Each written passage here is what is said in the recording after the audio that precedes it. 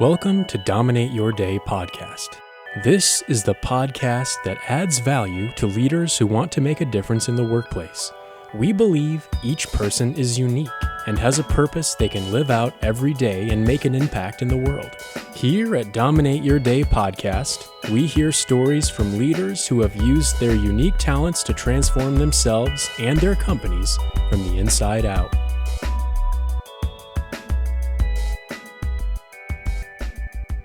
Welcome to Dominate Your Day. I am thrilled to have with me Ulrike Seminati. We are talking this morning. I'm in Texas and Ulrike is in Switzerland via Germany and France, right? That's kind of your background. So welcome to the show. Tell the audience about yourself and what you feel like your calling is right now in the world and what you're doing. So I am working with leaders to help them to humanize the workplace. I think in simplified terms, that's what it's all about. So for me, the calling is to change how we see people, who have profiles that differ from the typical leader or from the typical future talent, how we have seen that over the past destinies. And I think we are living in such a change-oriented world, in such a crazy world as well sometimes, that we think all too often, and that's the feeling that people have in organizations, that they need to become someone different, someone who embraces change. It's all about that, yeah. Somebody who's agile and flexible and have a growth mindset and all these things.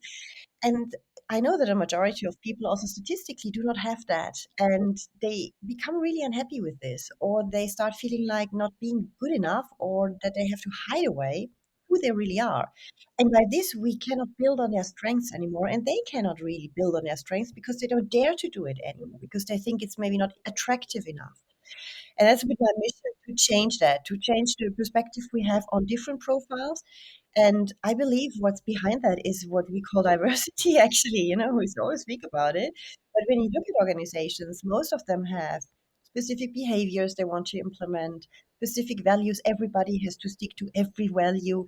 I mean, that's an illusion. That doesn't work. That's not human and that's not diverse. So I'm really fighting for that. It's a bit my mission to create a workplace where everybody can thrive, really everybody with different profiles and backgrounds. I love that, Ulrike. So, what caused you? What was the burning flame in your heart to say, "I need to get out there and make this happen"? Was there something that happened in your former life as in corporate that kind of drove you to this? What was the kind of the pivoting Yeah, moment? I had a 23-year-long corporate career as a communications leader, corporate communication. And so I was running these big global campaigns, all across the globe. Sometimes I had millions of budgets for huge internal events and a lot of really big things, which I had the chance to do, which was fun. But after the years, and once I reached also the C-level of an international pharmaceutical group here in Zurich, I realized that seriously, you can spend all these millions and all these glossy and beautiful corporate communications campaigns with the beautiful and glossy videos with your CEO or whoever you want to have in this video. But it leads to nearly nothing, because the whole human to human communication, the real authentic communication that people speak to each other, very basic actually, it's not happening, because already the next level of leaders, the senior leaders, and then the middle management leaders, the cascade down does not work, because most leaders just do not like to communicate because they don't feel safe about it. They fear that they can say something wrong, so they say nothing or not enough. That creates a lot of mistrust and insecurity, because then for people, things are not transparent, reasons why are not transparent. They always think that the organization is hiding something away. And that was for me that moment where I thought, we must be different, really. I mean, we can run communication campaigns forever, but at the end, people in the organization, they suffer from that feeling that they are not really informed, even if they are informed, in fact, but they don't feel like that. And that's what actually counts. And so I thought I have to do something about that. I really have to work with leaders more on this communication topic, more also on being authentic, being true, showing some vulnerability, for example. That happens very few, especially in the high levels of leadership, because then they think they should not do that, whereas That's where it's the most powerful, actually, and builds the most trust. But yeah, and this moment. I have to do something. I have to come from the outside into organizations to change something, because you have much more impact when you come from the outside than when you're an employee, no matter how high in the hierarchy. Absolutely. And you mentioned several things there in your story that I want to make sure our listeners hear. You saw a problem. You came from corporate. You were in communications. You saw that people were not speaking up or not being authentic and afraid to speak. I love the fact that you also focus on the leaders, right? Because people don't leave their companies; they leave their leaders. And if the leaders aren't feeling equipped right now in this, as you said, chaotic, we're in a chaotic time. How do we manage hybrid teams? How do we keep everyone engaged? And the key is the leader. And so I'm curious what your approach is with your leaders, as because you were a leader, you knew exactly what they're feeling, right? We kind of always serve who we once were. So talk to us about how you're serving those leaders right now and how you're bringing in these concepts to Yeah. help them. So I am working at the basic, what I use, the core, is are the four motivational drivers of the limbic brain. The limbic brain is a very, And this is the Limbic. Can you say what that again? yeah, Limbic brain. Olympic. limbic brain, Okay. yeah. And the Yeah. limbic brain Okay. is in the very center of our brain, a very small part. Actually, you have the amygdala there with the fight and flight mode. It's the area where we have all our instincts. And all animals have that, even reptiles have that limbic brain. They nearly have only that limbic brain, actually.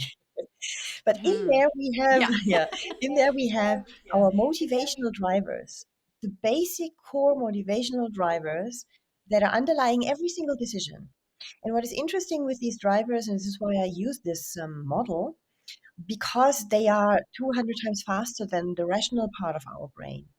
So the immediate reaction we have on every announcement that we have in a corporate organization, every word our leader says, comes from this limbic brain. And it analyzes also all the nonverbal communication in milliseconds. So the little micro mimics, the tone of voice, obviously, the whole body language.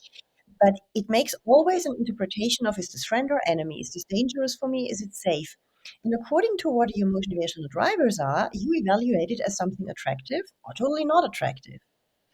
And I help leaders to understand, first of all, what kind of personality they have in terms of motivational drivers of this limbic brain.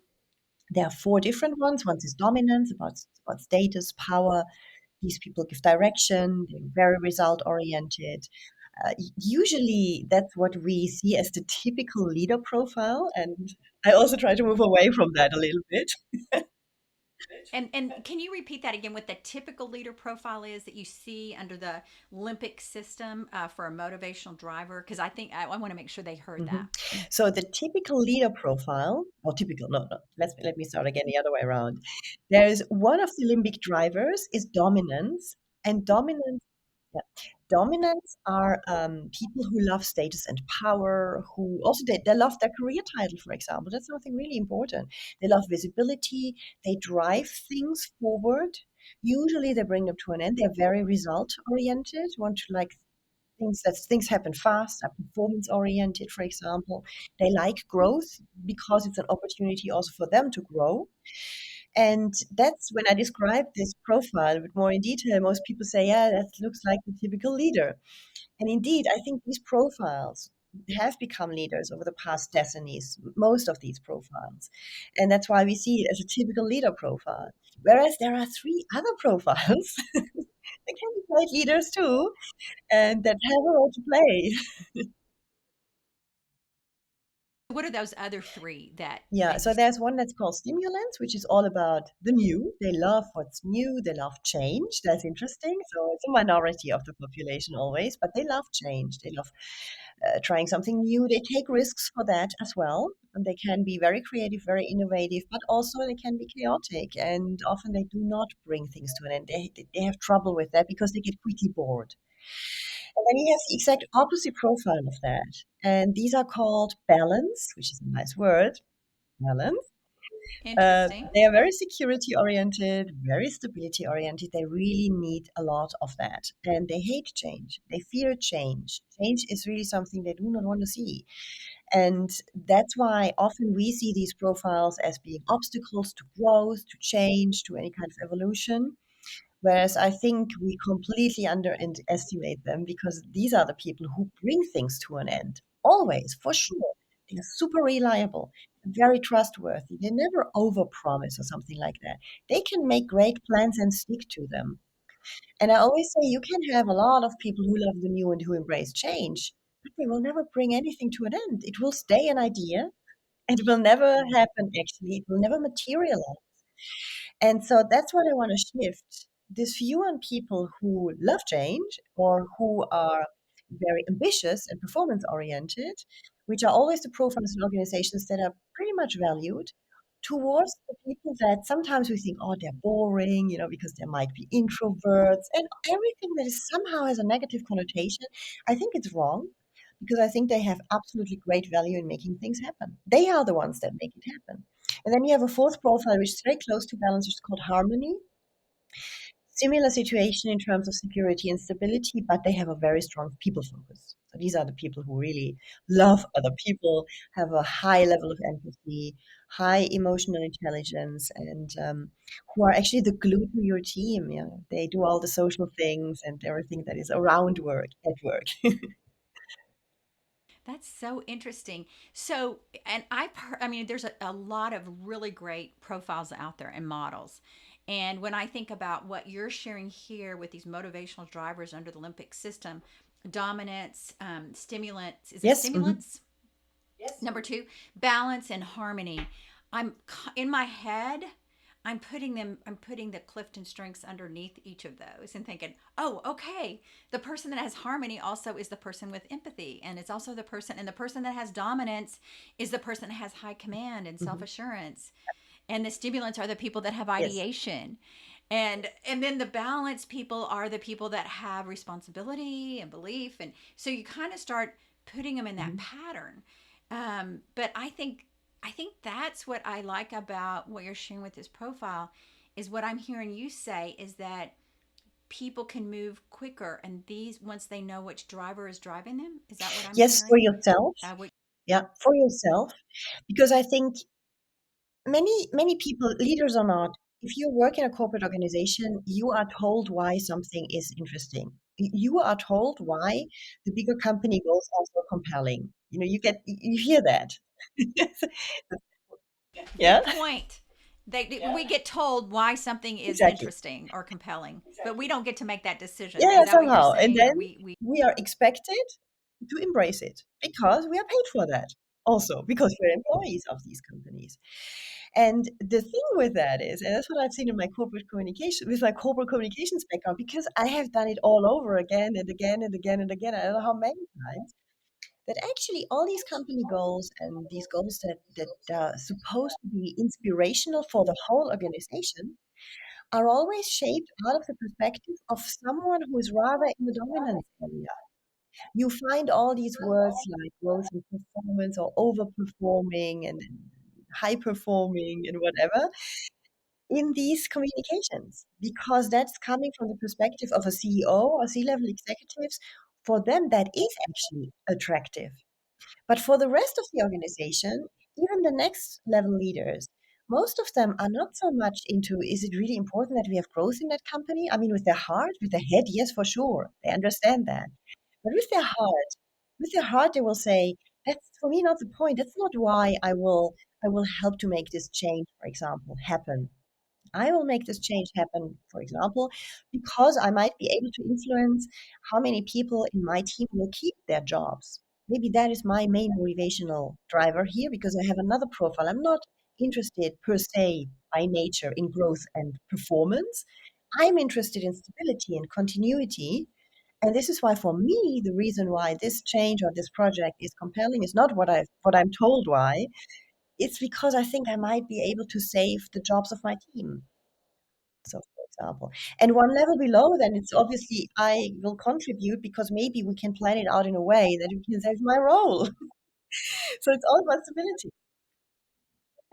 Yeah, so it sounds like you're helping leaders take the change and put it in their filter of this motivational, what their driver is, their motivational driver. Is that Exactly. right? Is It's that about kind of, translating it for yeah. yourself and translating it to others. That's the role for me of a leader. And then knowing when you're translating it for yourself and then you're translating it to others, we need to know how they're receiving information because they're not receiving it the same way Yeah, we are. And so knowing their motivational drivers or their strengths or whatever yeah, they have, yeah. is that correct? That's the way I like to lead my teams. So tell us a case study or a situation where you've done this and how you've helped a team go through change. Don't mention names or anything, but just how you've helped either a leader or a group manage a change, and how this tool has Mhm. helped them. You know, I had one or several ones because that's a relatively common situation that you have a leader who is pretty ambitious. That's pretty likely. Why? Because that's why they became a leader as well. Not always. Some leaders become leader because they're just experts in their fields and they did never want to be one actually, but they became one because they got this promotion. They didn't say no. But let's use the case of one that really has great ambition, great growth aspirations as well for themselves, for the organization, and they are able to mix this together and to make one big package out of that for themselves to be really motivated for their job. And this leader, when I coach this leader or when I trained this leader in the group and then had a one-on-one coaching with them afterwards, it turned out that he didn't really understand at all that what he was feeling and his whole enthusiasm about the growth was not at all seen by the members of his team. For some, a bit more, but there were a good half of his direct reports who were just not embracing that at all. And he then said, yeah, I don't know, really slow. I have the feeling they're hindering the process. They never deliver what I asked them to, and it's really painful. I have the feeling we are missing out on opportunities.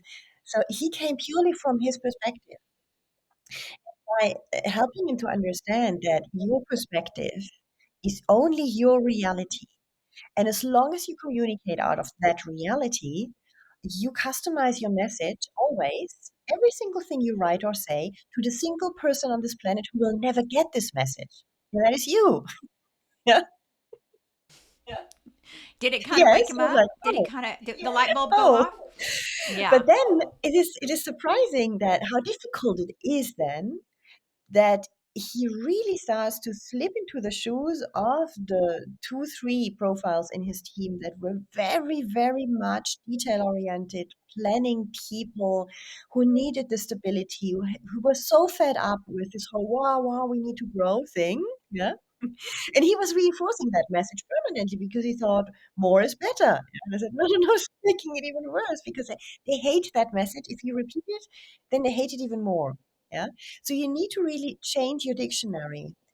And that is how then things change. And it's not about him embracing the fact that he suddenly loves the any part of stability he can find in that change because he can always find something, a reason why a change can at least contribute in the midterm to some more stability or more business continuity, for example. These are words that other people want to hear. And he started applying these words, not by saying, hey, I know that we need more business continuity, because he wouldn't feel it. It wouldn't be authentic. It's Yeah. about saying, hey, I know, I really saying who you are, saying, I am really, really thrilled about the growth perspectives here. But I know and understand that for you, what is more important here, that at the same time, we can create some business continuity if you use your strengths of being super detail oriented and you make a great plan and help me to stick to that throughout the process. That's a message, where he then came from his perspective, but he slipped into the shoes of the others and he created a kind of synergy between two very different profiles. That's so neat. And I love the fact that he customized his message for each person. Yeah. And first, he had to change himself internally, and then he had to figure out who he was talking to. Back to communications Yeah. 101, right? Who are you? Your message is not who are you talking to and what do you need to tell them based on what they're feeling, and making them the hero, and the person instead of the leader. So I think that was very profound. And I think it's something I think we know, we've been there. All leaders are just so wanting to get things done in this crazy world, but taking the time to and analyze, where am I? Mhm. What am I saying? And then who am I talking to? And what message do I need to give them? So, and have you seen that people are able to move a little bit quicker with this system, with the lymphatic system, as opposed to other things you've used? Yes, in the sense that I don't know how it is, but they embrace it easier because it's just more tangible. It maybe has to do also with how I bring it over because they don't do a test where they tick some boxes and then a system tells them you are this or that profile. Because if I do that, then they would not have engaged in finding out who they truly are. I want them to question themselves, really, in the discussion. I co create the profiles with the group. We look into the wording. We do some exercises around that. I do even a constellation in the room when I have a real room, a physical room, so that they can see where each person is standing, which is also a true eye opener because oftentimes when somebody's standing pretty far away from them, you realize that's why we never understand each other, and that's why I have the feeling you never know what I'm talking about. This is the reason Yeah. why. And you would appreciate this. This has been all week in all my sessions and interviews and things like that. There's been this common thing about communication and the fact that people aren't reading all of their text. They're putting too much words into their emails.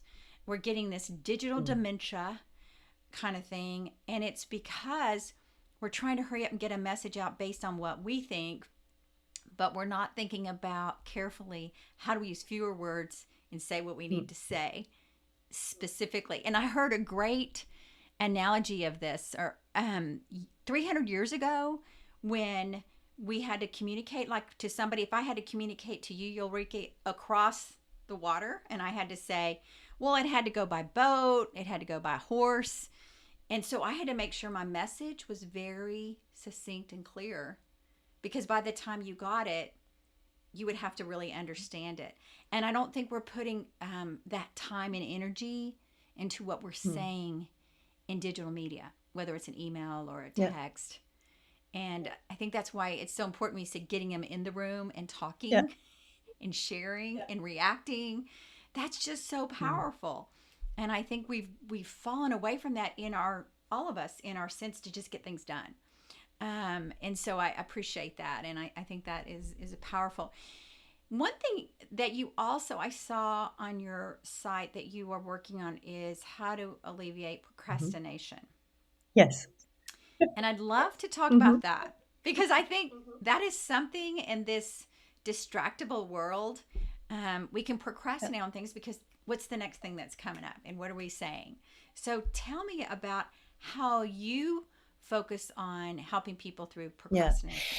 So it's all about understanding your relationship to the goal behind it. So if you procrastinate on a task like sending out an email, setting up a meeting, usually this meeting is related to a project, for example, or a goal within a project, something like that.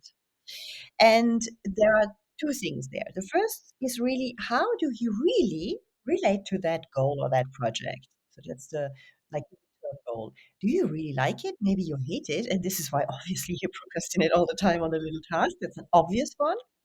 But there can be something that is more subtle where you're not so much aware of it. Maybe you think when you are setting up something, a meeting, or you send an email, somebody might not like you might be rejected, the person you invite to that meeting might not come, or when you set it up, then you have to hold it as well. So when you have to hold it, then maybe someone comes and asks a question you don't want to hear. So just being really clear on when you procrastinate on something, what actually do you feel about what you procrastinate on? The reason why you're doing this. Because when we take action or we want to take action, we always need to have an emotion that brings us there. There's no action without emotion. Zero, actually. It's really interesting. And most of these emotions are so subtle. Our language is, no matter which one, we don't even have words for that. It's not about the big emotions. You don't have anger, fear, and everything all around. Often it's very, very subtle. Even if it feels very, very, very subtle. But very often we don't do it because we fear failure or rejection, actually, in a very small format. And this is why we procrastinate.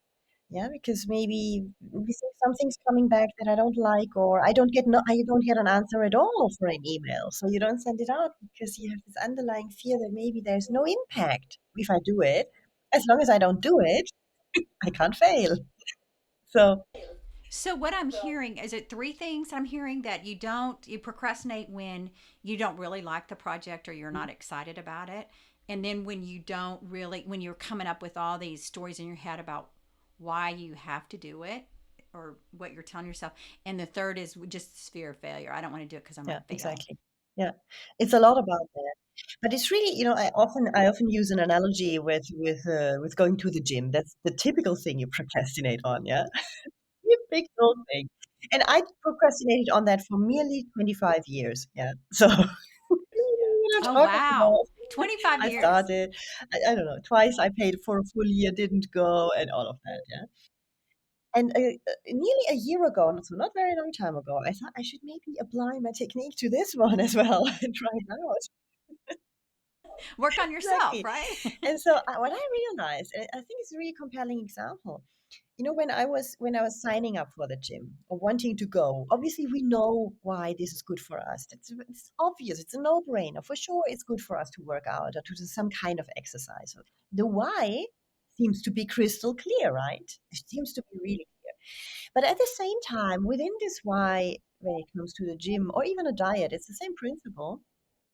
You have a goal in mind. You might want to lose, I don't know how many pounds or kilos, or you want to look more sporty. You want to have, I don't know, defined muscle, something like that. Something that does not happen overnight. But then the action that you really have to take, the real action you procrastinate on, is to go to this gym and to spend 1 hour there. I don't know, 3 times a week or so. Yeah. And how many times do you have to go to this gym to achieve that goal that you really like to have? Well, you have to motivate yourself, I don't know, 100 times or 150 times until you see the result. So how the heck can you do that? I mean, after the third or fourth time, no, no, I mean, it's clear that you will come back. You don't go because you think nothing changed. Yeah. You're not seeing any No. results. You're like, why should I So I do this? realized, Yeah. okay, it lies really in the motivation of these little tasks. It's not enough that you're motivated by the big goal behind. It's not enough. You need to be motivated also by the little tasks, the little steps that bring you there. You need to find something in there. The gym thing, if I saw this, because in the beginning I saw this hour as, I have to go through 1 hour of pain to feel great for then 15 minutes after the shower when you really feel great. That's not working either, because if you think that you have to go through 1 hour of pain, how the heck can you motivate yourself 5, 10 times in a row? So I realized I need to find something in the session where I really love it. And I'm working quite a lot with the body mind connection as well. And I thought that's a great thing. I will use this at that's my personal body mind moment, yeah, where we both body and mind work as a team and we enjoy. And I always have these 2, 3, 4 moments within the hour where I feel like really great, like this is collaboration, and where I feel like the one can encourage the other and to have these positive effects. And that became something I really got. Well, I love it now. I love it. I hurt my knee recently, and now for 4 weeks I didn't go very much, and I really really miss that. So it had become something nearly addictive because I love it, and I thought, wow, how great is that? I'm addicted to sports. But yeah. Well, and it looks like you really overcame that. And I think I just worked out this morning with my husband, a trainer. He goes, "Okay, now go back in and do 50 push-ups." Well, did I do them? No. Why am I procrastinating on that? Yeah. It's like I could have done them. Mhm. So now I have to find. But I like what you brought up about the mind and body connection and thinking about, okay, what's keeping me from doing that? And then how can we get in the routine of doing it again? And because I did it a while back and then I stopped Mhm. for some reason. And I have to really look at that my body mind connection, go, why did I stop doing Mhm. those Yeah. every day? He wants me doing them every day. Why did I stop that? But how do I make it a tiny habit, like you say, and not make it such a Mhm. big thing? 5 minutes to do 50, whatever. It's, but I think it's that mind thing we're talking Yeah. about. So I appreciate you bringing in that mind body Mhm. collaboration to help us get through it. And I think the gym is a perfect example because I think we all have gone through different levels of that. over our lives. So that's great. So in the workplace, do you find that you're having a lot of your leaders, your teams work on procrastination as they're working on change? Or is it two different things you see yourself working on with them? It's two different things because if they mix it up, then it's too complex. I think really that there are many great models out there who are super sophisticated, but if people cannot apply it in a pragmatic and hands-on way, they will not apply it. And I think knowledge that is not applied is not powerful. Only applied knowledge is powerful. So I try to make it simple. I really stick, first of all, to understand these four different profiles, to learn to communicate from that perspective. That's all great. And depending on what kind of mandate I have, then we go into the procrastination area or something like that and address this separately. They can then combine it. But I think what is good is that they practice first something where they change their habit, which is difficult enough, and they make progress in that area, and then they build on it with something else. Like, for example, how can I get more into action mode? I touch it a little bit because it's the basis to understand that your thoughts create your emotions create your actions, and just creates your results. So if something on the bottom of that chain, thoughts, emotions, you have not activated that, then the action and results will simply not come. And that basic understanding is important. But when it comes then to, okay, but how do I create these emotions for myself and for others? Then I actually use the model with the limbic profiles and these motivational drivers, because that's how you create these emotions of embracing it, loving it, wanting it. Mm. Exactly. And I think as we're in this new future of work with well-being at work, and how do we manage our well-being, and that even if we use the gym model, we're a much better leader, we're a much better family member, friend, when we are managing our well-being. And a way to do that is to understand these limbic systems, and then understanding how to motivate yourself. I love the work of Dr. Caroline Leaf here in Texas. I think she's from Africa, but she talks about when we're creating new every day, and you mentioned this in your mind work, but you're actually creating new pathways in your brain when you start doing the same Yep. thing every day. And it's like, and giving you that feeling, and then that's a good feeling, and so you want to repeat that, right? It's that's what I heard you say. So I love that whole work of how you can change your brain around it. So as we get ready to close out, Ulrike, is there anything that you didn't get to mention that you want to share with the audience, or anything coming up for you No, right I now? think we covered it. I We think we covered it all. covered Great. Okay, so if people want to get a hold of you, learn more about your work, what is the best way they can So they reach can you? find me on my website with my complicated name, ulrikeseminati.com. And we'll put that in the show Exactly. notes. They also can find it. If this is how they come to my new podcast that is called leadingchangeconversations.com. That's easier to understand, leadingchangeconversations.com. And I also have a guide for free, so they will get it on my website, which is around mastering the art of persuasion. And you find these four limbic profiles in there with their motivators, with their characteristics, and with a few exercises as well, how you can use that actually as a leader at work. So you get that for I love that. free. All right. Well, thank you for adding that. And thank you for sharing your wisdom and insight today. And thank you for making a difference in the workplace. And we just are so glad that you were with us today, and all the way from Switzerland. And thank you for Yeah, thank being you, here. Dana, for having me. You have been listening to Dominate Your Day podcast. If you're ready to transform your life and workplace from the inside out, go to danawilliamsco.com and set up a discovery call. We would love to connect with you and equip you with some helpful resources. Thank you for listening today, and please take a moment to subscribe to Dominate Your Day wherever you listen.